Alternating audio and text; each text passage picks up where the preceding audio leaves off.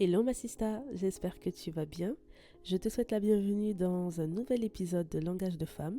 Ici on t'aide à grandir à l'intérieur afin de rayonner à l'extérieur. Je suis Daisy et je t'invite à te mettre à l'aise parce qu'on va discuter un petit peu. Cet épisode, dont le thème est Donc je sais où je vais, fait directement suite à l'épisode 2, qui est l'épisode précédent où on a parlé d'identité. Pour faire un petit récapitulatif, on a vu l'importance de connaître son identité. On a également vu que pour savoir vraiment qui on est, il faut se rapprocher de son créateur. On a compris l'importance de ne pas se laisser décrire par le diable, ni par les situations qu'on vit, ni par ses émotions. Et on a fini avec ce fait qui nous dit que justement notre identité est profondément rattachée à notre destinée. Alors je t'invite à ne surtout pas hésiter d'aller l'écouter parce qu'on va pas mal y faire référence pendant cet épisode-là. Donc comme tu peux le voir par le thème, on va parler de direction, on va parler aussi un peu de certitude. Voilà, il y a les deux volets, donc je sais et je vais. Le premier endroit où tu dois t'assurer d'aller, et ça c'est d'un point de vue qui va être totalement spirituel, assure-toi, dans un premier temps, d'être enfant de Dieu. Comme je l'ai dit, ton identité est rattachée à ta destinée, donc ta destination aussi. Et il faut que tu sois né de nouveau pour aller au ciel. Voilà, ça c'est le premier endroit où franchement tu dois t'assurer d'aller. Si tu es sûr de ton identité en Christ, tu auras cette certitude-là. Voilà, comme je l'ai dit, il y a le volet certitude, donc avec savoir et direction. Donc la foi que tu as, la foi F-O-I, que tu as, c'est que après cette vie, tu vas au ciel. Après cette vie, tu vas retrouver ton époux, tu vas retrouver ton père, tu l'adoreras pour l'éternité. Donc ça, c'est vraiment le premier endroit où tu dois t'assurer d'aller et c'est primordial. Voilà, ça passe avant tout. Donc je me devais quand même de le dire, même si c'est vrai que dans cet épisode, je ne vais pas traiter uniquement de cet aspect-là, donc de l'éternité, parce que la question c'est sur cette terre-là. Sur cette terre, tu vas où? C'est important de le savoir. Parce que tu es toi pour une raison. On a vraiment beaucoup insisté sur l'identité parce qu'on est tous des créatures de Dieu. Et pourtant, chacun d'entre nous a ses spécificités. Donc on a vraiment parlé des spécificités, de la singularité propre à chacun. Mais comme je le dis, ces spécificités-là, elles ne sont pas là pour rien. Et si elles sont pas bien utilisées, ou alors si elles sont utilisées mais pas au bon endroit, elles ne servent à rien. Elles sont inutiles. Donc quand je parle de spécificité, je parle aussi de tes capacités, je parle de ce qui fait que tu es toi. Cela sera inutile pour la société, pour ta famille, pour ton pays, pour les nations, et c'est dommage. Donc pour cela, déjà, la première chose, il faut que tu connaisses véritablement tes spécificités, tes caractéristiques, parce que si tu ne sais pas qui tu es, tu ne sauras pas non plus où aller. Tu auras vraiment beaucoup de mal à savoir aussi ce que tu devras faire. Donc encore une fois, je t'invite à aller écouter l'épisode 2 où on parle d'identité. Petite pause parce que j'ai été interrompue, excusez-moi. Et du coup, je me suis réécoutée pour voir où est-ce que je m'étais arrêtée. Je parle du nez, hein. Je m'excuse là avec les changements de température, c'est pas commode, mais j'espère que le message passera quand même, malgré ce petit désagrément. Alors du coup, je disais que Dieu t'a créé pour opérer, impacter et rayonner, et cela ne se fait pas au hasard. Cela ne se fait pas n'importe où. D'ailleurs, on n'est pas tous nés au même endroit. Et ça aussi, c'est pour une raison, c'est à dessein. Alors, on va lire un petit passage dans les Écritures. On n'allume pas une lampe pour la mettre sous le boisseau, mais on la met sur le chandelier et elle éclaire tous ceux qui sont dans la maison. Ce passage est tiré de Matthieu 5 au verset 15. Pour certains, on le connaît très bien. Donc, on n'allume pas une lampe pour la mettre sous le boisseau. La lampe, c'est toi. Donc, le verset d'avant, il nous le dit très bien. Au verset 14, Jésus va dire que vous êtes la lumière du monde. Donc, nous sommes la lumière du monde. Et ce glow-là, cette lumière, elle n'est pas faite pour être mise sous un boisseau. Donc, le boisseau, En fait, c'est un instrument qui sert à mesurer les aliments secs. Dans certaines versions, on va parler de mesure à grains, de seau aussi, j'ai vu, ou même de bol. Donc dans des versions anglaises, ça parle de bol. Le point commun de ces différents instruments, ustensiles, objets, c'est opaque en fait. Oh my god! Non, vraiment, c'est... Pardon. Donc, le point commun, c'est que c'est opaque. Voilà, c'est opaque et donc ça va cacher. C'est-à-dire que si tu mets une lampe à l'intérieur, on ne va pas voir au travers. Alors, quel est l'intérêt de briller? Quel est l'intérêt de glow up si tu es caché? Et le boisseau, ça peut être de nombreuses choses. Le boisseau, ça peut être la peur. Dans beaucoup de cas, c'est souvent la peur d'ailleurs.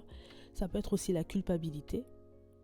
Il peut y avoir aussi le syndrome de l'imposteur qui va cacher ta lumière, qui va cacher ton glow. Des fois, c'est simplement l'incompréhension de ta personne, en fait. Tu n'as pas compris que tu étais une lumière. Et des fois, tu n'as pas compris ton but, donc l'objectif de ta personne. Des fois, c'est juste la paresse.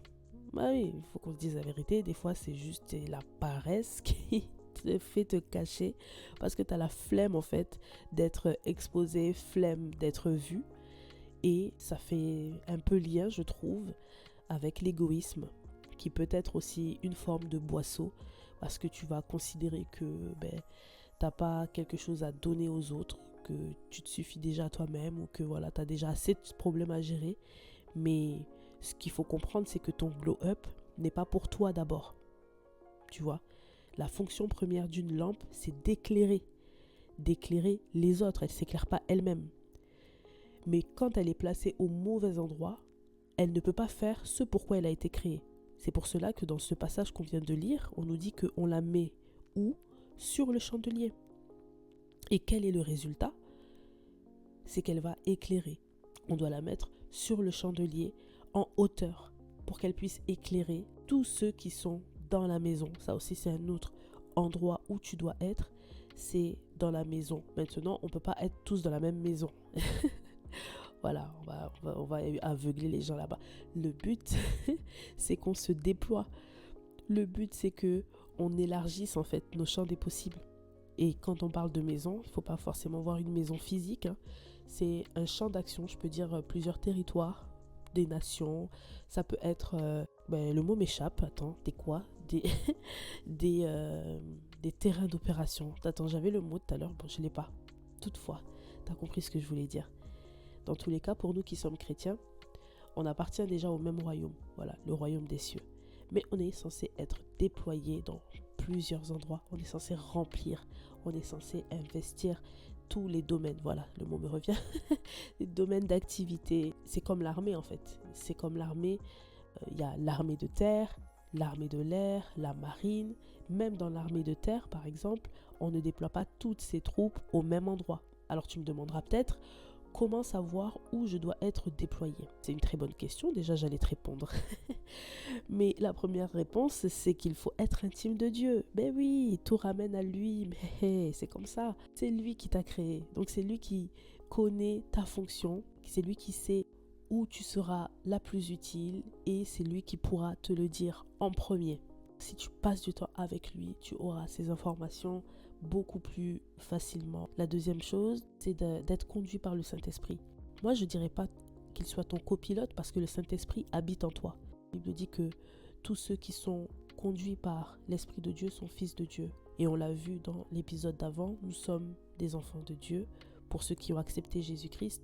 Donc, le Saint-Esprit habite en nous. C'est le cadeau que Dieu nous a laissé. Lorsque on va prendre le volant de notre vie, on est conduit par l'Esprit qui vit en nous. Donc il n'est pas à côté, il est en nous et c'est lui qui nous aide à poser les actions. C'est lui qui nous conduit dans les endroits où on va aller. On n'a pas forcément besoin de comprendre. On va le sentir en fait. On va le sentir par une conviction. Je te donne quelques exemples. Barnabas et Saul, envoyés par le Saint-Esprit, descendirent à Séleucie et de là, ils s'embarquèrent pour l'île de Chypre. Donc ça, c'est dans Actes 13, verset 4. Donc Barnabas et Saul, ce sont des serviteurs de Dieu dans la Bible et on nous dit qu'ils ont été envoyés par le Saint-Esprit et ils descendirent donc à un endroit qui s'appelle Séleucie et ils vont embarquer pour l'île de Chypre. Tout ça, c'est envoyé par le Saint-Esprit.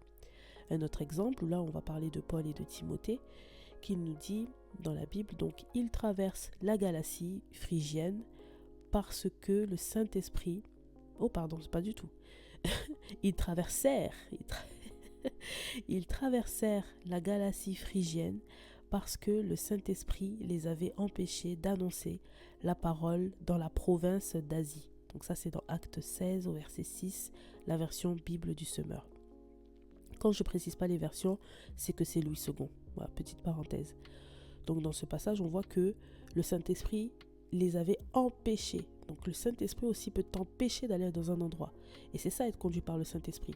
Des fois, tu vas essayer d'aller quelque part, mais il va t'en empêcher. Par des circonstances, des situations. T'as pas remarqué, des fois, et ça t'arrive, tu veux absolument faire quelque chose, mais c'est là, ta maman va t'envoyer, c'est là, t'as, je sais pas moi, même un pneu qui va crever, etc. Des fois, tout ça là, c'est simplement parce que le Saint-Esprit est en train de t'empêcher d'aller quelque part. Et c'est très, très important de toujours lui demander, quand tu commences ta journée, où tu dois aller. Voilà, peut-être que toi, t'as prévu des trucs et tout ça, mais de vraiment lui laisser toute la place.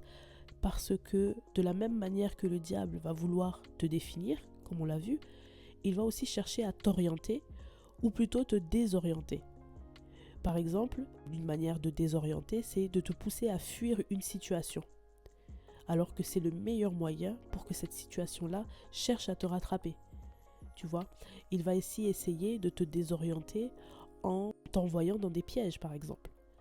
Il va te conduire dans des pièges. J'ai l'exemple qui me vient à l'esprit des rois mages qui avaient au départ été orientés par une étoile, donc pour aller voir justement l'enfant, le roi qui était né. Donc il s'agissait de Jésus.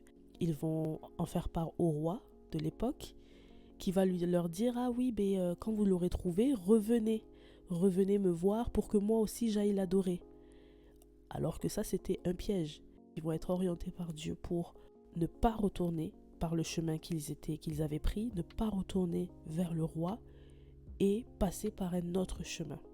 Et quand ils vont passer par un autre chemin, le roi il va se fâcher, il va faire tout un tas de choses. Mais en gros, c'était un piège pour tuer Jésus de base. Donc, il faut vraiment être très sensible à ça. Ça passe par le point 1, donc être intime de Dieu, parce que quand tu es intime de Dieu, tu vas plus facilement le comprendre son esprit, comprendre comment il parle, comment il t'oriente et tout ça. Ça peut être aussi au travers de rêves, tu vois. Ça peut être au travers de rêves. Il y a énormément d'exemples dans la Bible où on voit justement des personnes qui sont orientées pour fuir des dangers, fuir des pièges que le diable met sur notre route. Donc c'est vraiment indispensable pour savoir vraiment où être déployé. Mais attention, le Saint-Esprit peut te conduire quand même dans le désert. Par exemple, tu te retrouves dans un lieu où c'est un peu chaos, c'est un peu chelou et tout ça. C'est possible que ce soit le Saint-Esprit qui t'y ait conduit quand même. Parce que dans ce désert-là, il a des choses à t'apprendre. Le premier exemple qu'on peut voir dans les Écritures d'ailleurs, c'est le peuple d'Israël. Dieu l'a fait lorsqu'il les a sortis d'Égypte. Il les a conduits dans le désert. Malheureusement, ce peuple n'avait pas compris qu'il s'agissait là d'une étape. C'était pas la finalité.